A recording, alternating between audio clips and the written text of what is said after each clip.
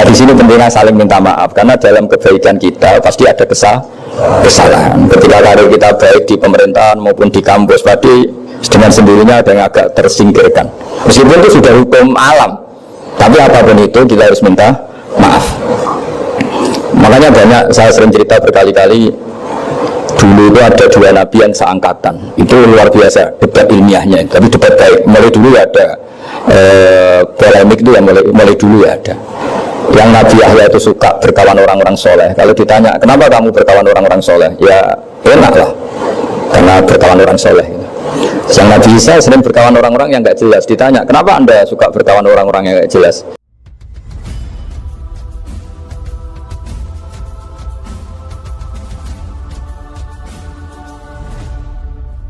Ada aturan dalam ilmu hadis. Jadi di antara aturannya itu sebuah riwayat itu menjadi kuat meskipun asal-usulnya riwayat yang lemah kalau menjadi perilaku sosial. Karena perilaku sosial itu menunjukkan didikan atau pendidikan atau tarbiyah dari leluhur sampai kita. Misalnya saling memaafkan. Itu hadis tentang persisnya saling memaafkan mungkin banyak yang masalah ketika teksnya ada yang sampai menyebut kata sofaha salaman. Bisa orang berdebat hukumnya salaman kayak apa, apalagi musim sekarang. Orang saling curiga untuk nggak salaman itu. Tapi apapun itu perdebatan dalam persisnya teks, jika diperkuat oleh perilaku sosial, maka hadis itu menguat menjadi baik. Saya cerita tentang hikmah syawalan sebagai amanat yang dipesankan di sini. Syawalan di Indonesia itu identik dengan minta maaf.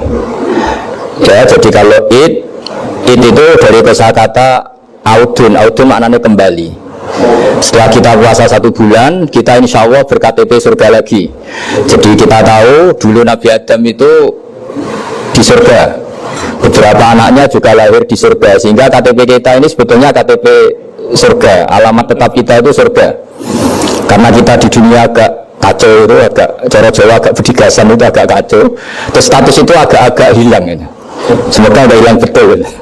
Nah, dengan Ramadan itu status itu dikembalikan. Makanya banyak ulama mengatakan al-aid minal audi. Dari kata kembali, kita yang dulu penduduk surga, insya Allah barokahnya Ramadan yang diterima itu menjadi status penduduk surga lagi, disebut minal aidin. Kita kembali lagi ke fitrah, kembali lagi ke status kehambaan yang benar, sehingga kita layak menjadi ahli surga. Saya mulai dari status kehambaan. Memang untuk menjadi ahli surga itu kita tidak boleh menandingi Tuhan, menandingi kekuasaan Allah. Sehingga syarat dasar masuk surga itu harus abdullah, kita berstatus hambanya Allah. Disebut fadkhuli fi ibadi, masuklah dulu sebagai hambaku. Jadi kita berstatus sebagai hambanya. Baru setelah layak jadi hambanya, baru wadkhuli jannati, baru berstatus layak sebagai ahli surga. Jadi status kehambaan ini kita mantapkan dulu. Jangan ada status lain kita di depan Allah kecuali status kehambaan. Saya punya analogi dan itu saya ulang-ulang karena di antara ciri Quran itu mengulang-ulang sesuatu yang harus jadi pegangan. Saya ulang lagi, di antara ciri Quran itu mengulang-ulang sesuatu yang jadi pegangan. Jika kita belajar ilmu fisika atau ilmu apa saja, maka kita akan bicara materi sesuai statusnya. Jadi kita harus latihan untuk iman kepada Allah. Saya tanpa mengurangi rasa hormat, saya memberi contoh begini ya. Ini jam, materinya dari besi. Ini kertas, materinya ya kertas. Tentu secara fisik orang akan bilang jam ini lebih kuat timbang kertas, dan itu pasti dibenarkan dari segi materi. Tapi kalau Anda beragama dan Anda tahu bahwa pengendali alam raya ini Allah Ta'ala, maka kamu akan bilang, terserah Gus Bahar, bisa saja jam ini saya punya niat saya hancurkan, kertas yang lemah ini saya simpan, sehingga jam tangan ini 5 menit lagi saya hancurkan sehingga benar-benar rusak, sementara kertas ini saya simpan sampai bertahun-tahun awet. Nah, kira-kira seperti itulah ilmu manusia. Sesuatu yang kita sangka kuat, ternyata Allah punya rencana menghancurkan itu. Dan yang kita sangka lemah, ternyata Allah punya rencana untuk mengabadikan itu. Nah, di sini pentingnya iman, lahu maqalidus samawati wal ard. Sedianya Allah yang mengendalikan semua. Jadi jangan mentang-mentang kita punya ilmu bahwa materi besi itu lebih kuat timbang kertas, terus kita pastikan bahwa besi lebih awet ketimbang kertas. Kita sisakan satu keyakinan, terserah Allah, terserah pengendalinya. Yaitu agama. Bilang terserah pengendalinya itu agama. Ya mungkin tadi ada problem sinyal, saya ulang lagi. Ibarat saya ini megang jam tangan yang materinya dari besi, ini kertas yang materinya lemah. Tentu kita akan bilang bahwa jam atau besi lebih kuat ketimbang apa? Kertas. Tapi Anda salah. Anda harusnya ngomong bahwa terserah pengendalinya. Bisa saja saya punya rencana menghancurkan besi ini sehingga 5 menit lagi hancur, dan saya ingin mengabadikan kertas ini saya simpan di tempat yang aman. Nah kira-kira agama itu bukan anti ilmu, sehingga agama boleh kamu mengatakan besi ini lebih kuat ketimbang kertas, tapi harus kamu tambahi dari segi materi. Tapi kalau dari segi pengendalinya, maka kita jawab terserah Allah Subhanahu wa Ta'ala. Nah, ini di sini pentingnya beragama. Jadi meskipun Mars itu kayak apa kuatnya, bumi, gunung kayak apa kuatnya, ternyata gunung yang kita kira kuat ternyata nyimpan magma yang potensi meledak. Yang gunung kecil yang kelihatan dari pasir kecil yang tidak berdaya ternyata nggak nyimpan magma, jadi nggak direncanakan untuk diledakkan. Itu, nah agama itu seperti itu yang disebut di surat Yasin misalnya, Allah itu siapa? Biyadihi malakutu kulli, yang dalam kendalinya itu semuanya di alam raya ini. Sehingga di kehidupan nyata juga sama. Ada orang yang nekuni ilmu ekonomi tapi miskinnya Masya Allah. Ada yang gobloknya Masya Allah tapi kaya. Ada kiai yang punya doa banyak, hidupnya biasa. Yang nggak punya doa kaya. Itu saya pernah baca di sebuah hadis qudsi. Ada riwayat begini, Nabi Musa ketemu Allah, ditanya, 5 kata Allah, kenapa saya memberi rezeki orang yang bodoh? Ahmad itu orang yang bodoh sekali. Kadang tak ciptakan dia jadi orang kaya, dan yang pintar ekonomi kadang tak ciptakan jadi orang miskin. Si Nabi ini tanya, kenapa ya Allah? Supaya dia tahu yang mengendalikan rezeki itu saya, bukan ilmunya dia, katanya. Jadi banyak orang, misalnya kita yang pintar dipekerjakan orang yang nggak pintar, yang punya pabrik tidak pintar mengerjakan orang yang pintar. Jadi ya kira-kira agama itu seperti itu. Sehingga dalam kita beragama itu yang paling ditekankan itu tawadhu. Tawadhu itu merasa sopan atau memang sopan betul. Kalau dalam Ihya disebut, sekiranya Anda tidak bisa tawadhu secara rasa, tawadhulah secara ilmu. Saya ulang lagi ya, sekiranya Anda tidak bisa tawadhu secara rasa, tawadhulah secara apa? Ilmu. Karena ilmu itu akan abadi. Saya beri contoh begini, saya ini kan misalnya kiai di kampung saya atau di kecamatan saya. Saya mungkin bisa merasa hebat karena saya tokoh di sini. Tapi pastikan sebelum ada saya yang bernama Baha ini, agama sudah jalan. Dan di daerah lain yang nggak kenal saya juga agama sudah jalan. Betapa tidak pentingnya saya di kawasan-kawasan yang nggak butuh saya, atau di era yang sebelum ada saya. Nah dengan ilmu seperti itu orang pasti tawadhu, karena dia tahu daerah yang nggak ada saya ternyata ya ada masjid, ada agama. Periode yang sebelum ada saya juga agama jalan.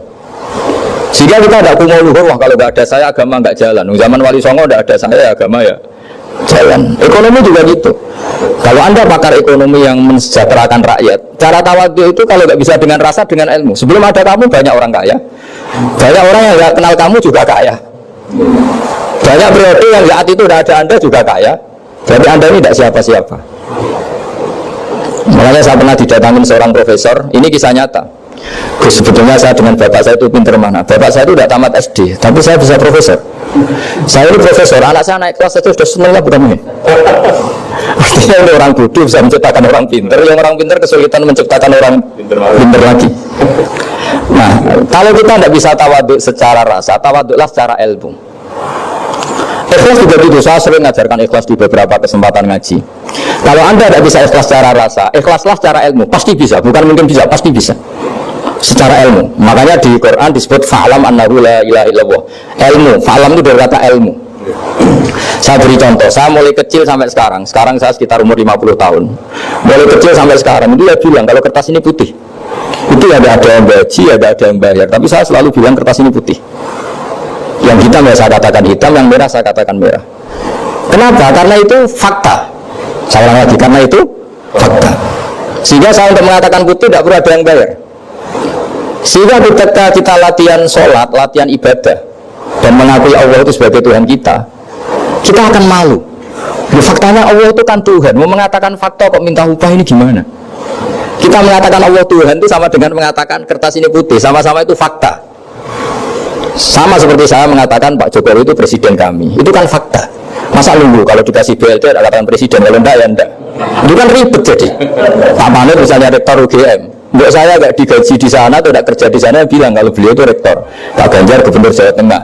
Buat saya dikenal apa enggak, ya beliau tetap gubernur. Lama sekali kita mengatakan fakta itu ikhlas. Ikhlas artinya enggak minta apa-apa, karena kita ingin ngomong sesuai fakta. Nah Allah Tuhan itu fakta gitu. Nah kenapa untuk mengatakan Allah Tuhan nunggu? Bah, saya ini Tuhan kamu. Ya nunggu dulu Gusti, kalau engkau masukkan kami ke surga engkau Tuhan, kalau enggak ya enggak jadi. Itu tidak bisa seperti itu. Ya Allah tetap Tuhan. Nah kalau anda tidak bisa ikhlas secara rasa, ikhlaslah secara ilmu. Ilmu ya tadi kita akan selalu bilang yang putih putih, yang hitam hitam. Makanya ini pentingnya ilmu. Tawadhu juga gitu. Kalau anda ditakdir orang yang GR, yang gede rumongso, ditakdir orang yang kumo luhur, secara rasa bisa dilawan secara ilmu. Ada periode di mana sebelum ada kita yang kaya ya banyak, yang dapat hidayat ya banyak, yang terpelajar ya banyak. Ada daerah yang nggak kenal kita, nyatanya pendidikan di situ jalan, sistem sosial baik. Betapa nggak pentingnya kita. Ini nanti memaksa kita atau melatih kita untuk tawadhu. Nah dari hikmah ilmu itu kemudian kita minta maaf sama orang lain itu mudah, karena kita sadar bahwa adanya kita ini problem. Saya sering digojek orang-orang kaya. Orang-orang kaya itu ya kadang agak kurang ajar tapi nggak bisa dibantah. Begini, pernah tanya saya gini, Gus, saya ini punya mobil mahal, harganya 2 miliar. Kayaknya yang berat pakai jalan raya saya kan. Kok bisa bayarnya pajak saya mahal? Sehingga kayaknya paling pantas saya.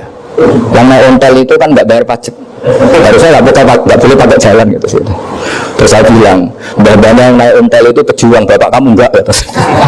Kamu enggak warisnya gitu. Artinya ada teori dalam kitab hikam itu kitab tasawuf dalam pesantren. Itu kebaikan saja di soal. Misalnya begini, kita ini bangga sebagai urip yang tertib, hidup yang tertib di kantor, di tempat-tempat pekerjaan. Tapi kalau itu semua terjadi, kalau ada kecelakaan di jalan itu nggak ada yang nolong langsung. SAR paling efektif, tim penolong paling efektif itu orang-orang nganggur itu.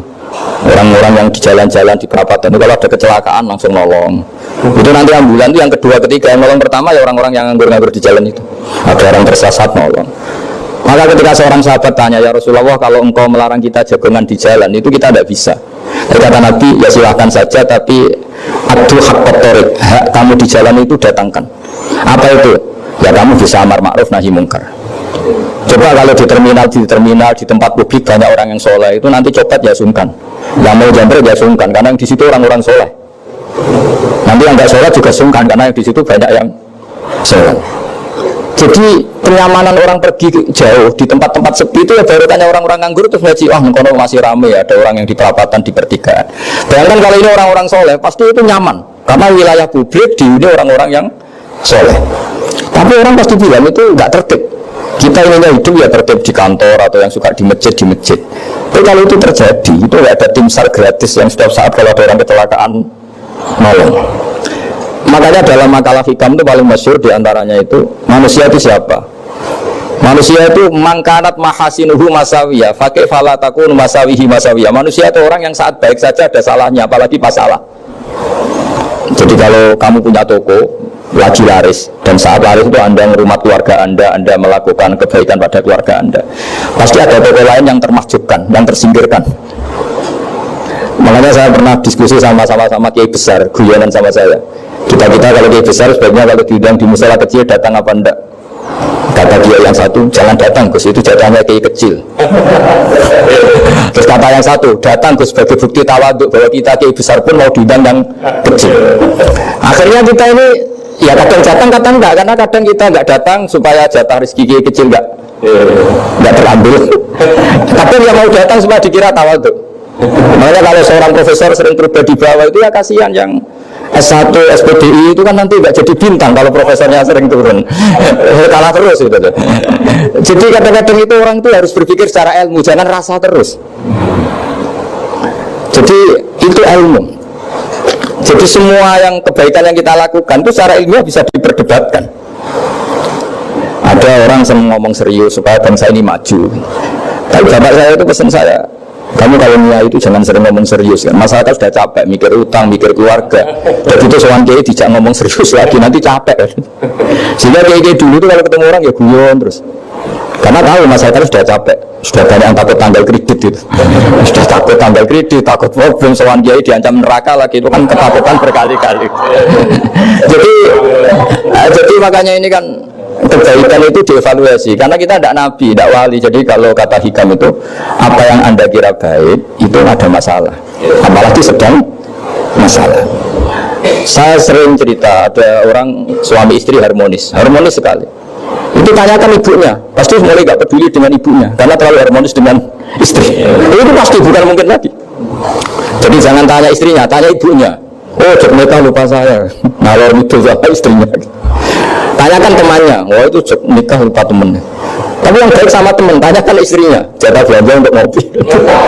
Begitu terus itu. Jadi siklus sosial itu.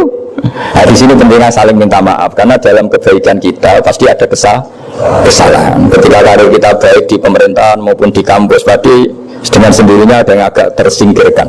Meskipun itu sudah hukum alam, tapi apapun itu kita harus minta maaf. Makanya banyak saya sering cerita berkali-kali.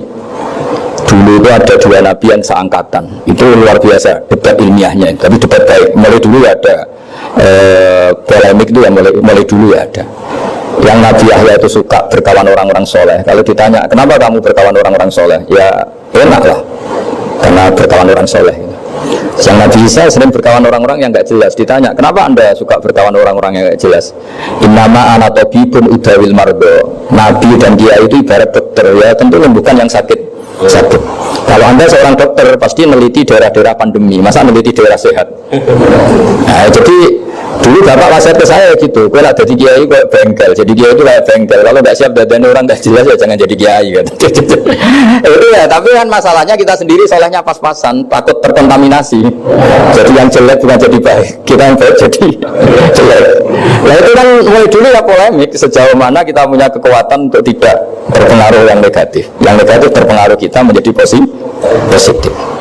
Jadi ini cerita-cerita sawalan bahwa dalam kebaikan kita itu ada kesalahan, maka kita tetap istighfar, tetap saling minta maaf. Dulu bapak saya kalau diceritain ada seorang kiai sampai sepuh jadi imam masjid, istiqomah sekali.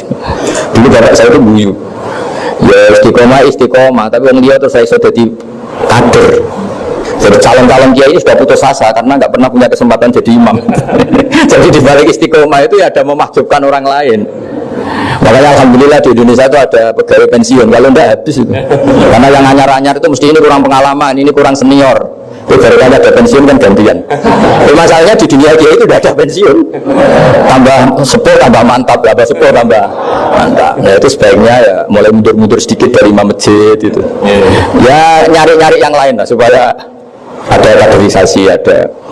Jadi intinya itu di balik kebaikan yang kita lakukan pun itu ada masalah sehingga kita butuh istighfar. Di sini pentingnya dahulunya para wali-wali dulu ada istilah yastighfaruna yahtaju ilal istighfar. Ketika kita minta maaf, sebenarnya minta maaf sendiri itu butuh minta maaf lagi. Minta maaf lagi itu butuh minta maaf lagi. Misalnya saya dengan Mas ini akrab, pernah pakai uangnya misalnya. Itu kadang kita bayar itu malah tersinggung, kok kayak orang lain saja bayar.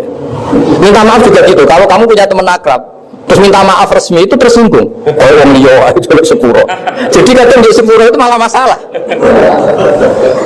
Itu kan sama, kamu punya teman akrab terus kalau mau main assalamualaikum sakit masuk nopo boten angsal boten.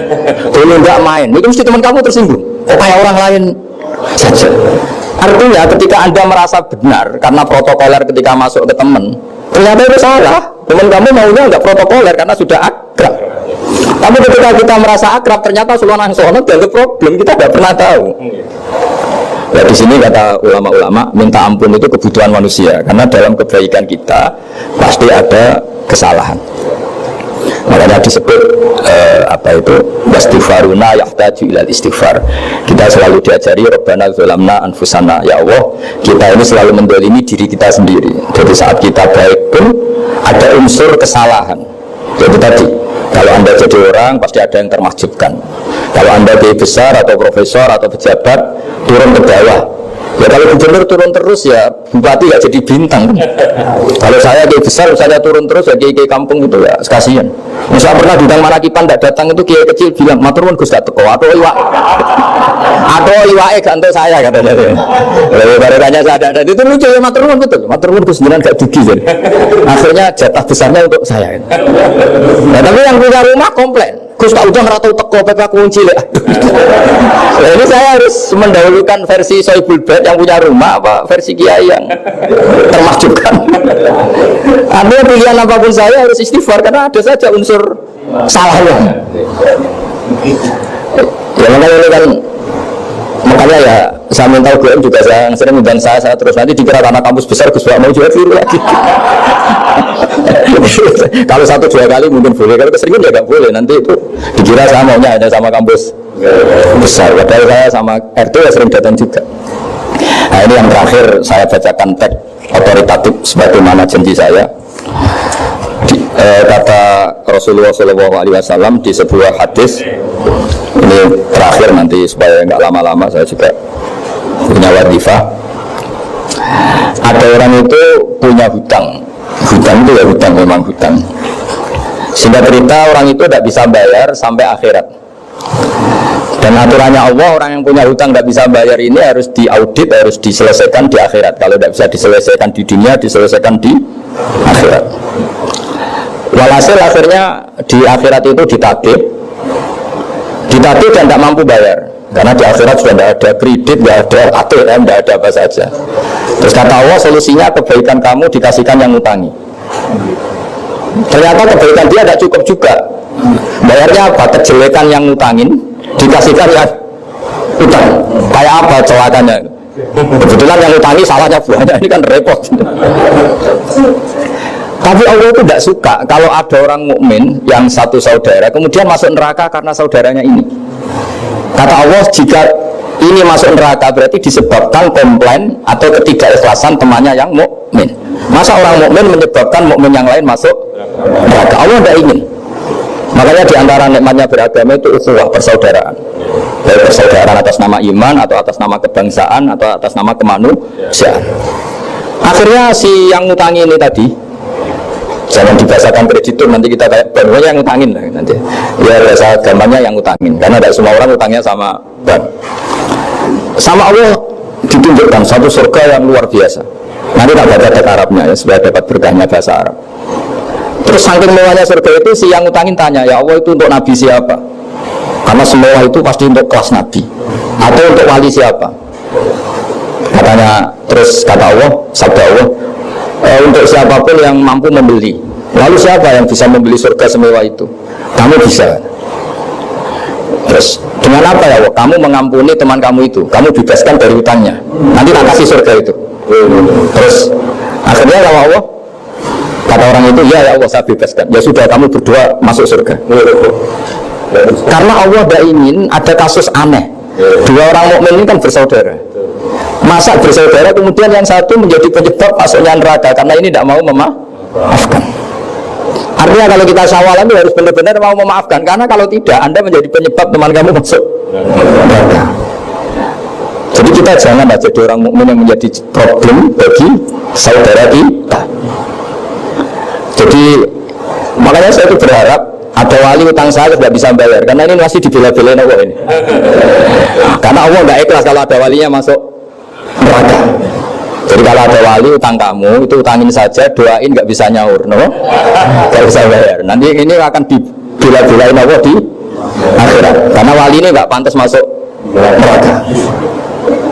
Ya, jadi kalau ada wali utang kamu mau bayar, sudah Anda tidak usah bayar, nanti di akhirat saja itu. Yang ribet kalau yang kamu utangin dia ahli neraka, kamu nagihnya disuruh masuk neraka. Nah, itu ribet itu. Tidak utang dia ahli neraka. Ya, tak baca teksnya supaya ini ada di kitab Ihya halaman 197 juz 2. Status hadisnya waqala sahihul isnad, kata Imam Hakim, hadis ini sahihul isnad. Saya baca Arabnya nanti insya Allah sebagian ya supaya kelihatan teks aslinya di bab hukukul muslim.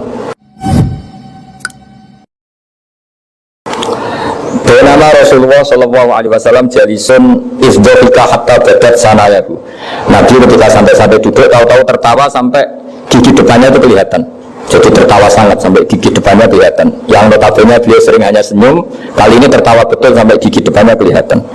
Faqala Umar radhiyallahu anhu ya Rasulullah bi abi anta wa ummi mal ladzi adhakaka. Apa yang bikin kau sampai tertawa seperti itu? Qala rajulani min ummati jasaya baina yaday rabbil izzah.